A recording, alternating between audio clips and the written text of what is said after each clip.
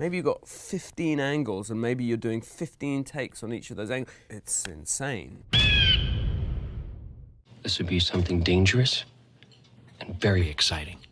People who love heist movies will find that American Animals delivers on all the things that we sort of demand from a caper movie. The recruiting of the team.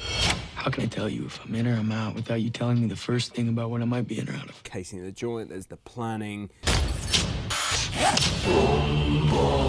But I think there's another bit which I think audiences probably haven't seen before, partly to do with it being a true story. People will watch this and I think it's the closest representation that you will see of what it might actually look and feel like if you, as a non-professional criminal, were to attempt to pull off a heist. This library is home to the most valuable book in the United States. The sort of extraordinary thing about it is that it's true. You know, you go to the movies and you suspend disbelief. I think with this, you engage with the story and the characters in a different way because you're constantly reminded this is real. This is my life! This isn't some game! You, as an audience member, have real skin in the game. People come out of it really shaken. The real guys. They all saw the movie before the premiere at Sundance. They were even at the premiere at Sundance. I wasn't going to give them editorial control in any way. They never saw the script. They never saw the movie until it was finished. They all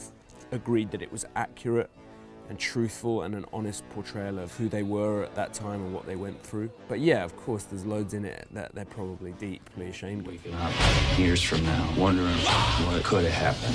He'll kill me for telling this story, but Barry Keoghan, I think he'd had a big night out. We were shooting a scene where he was off camera, so he was in the back of the car. In order to give his lines, had to lie in the boot. He'd obviously fallen asleep in the boot. And so when it came time to give his lines, there was no line. And someone was like, Barry, well, Barry, and he woke up and he delivered the line, but it wasn't the line from that scene. It was like the line from the scene that we'd been doing yesterday. So he suddenly wakes up in a start and delivers this line, maybe we dodged a bullet. So that became like the catchphrase of the movie. What? I think you know what. Danny Boyle gave me a good piece of advice for this movie. When you've got an ensemble of characters, he said, make sure all of your characters are distinct colours, that they shouldn't overlap too much, distinct in their motivation, in their character, in their identity, who they are and what's driving them.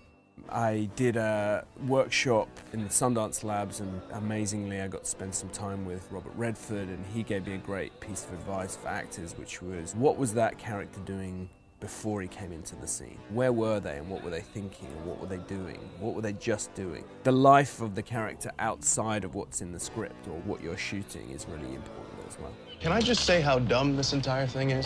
How do you know no one's gonna get hurt? One of the most arduous things you can shoot is a dinner party. So many camera setups and so many camera angles and so many eye lines. That can be exhausting and extensive as shooting an action sequence. If you've got 5 people, that's at least 5 close-ups. Then there's probably like a handful of 2 shots. Then there's a handful of 3 shots. Then there's a wide. Then how many takes of each of those things are you doing? So if you think about it, you start multiplying it.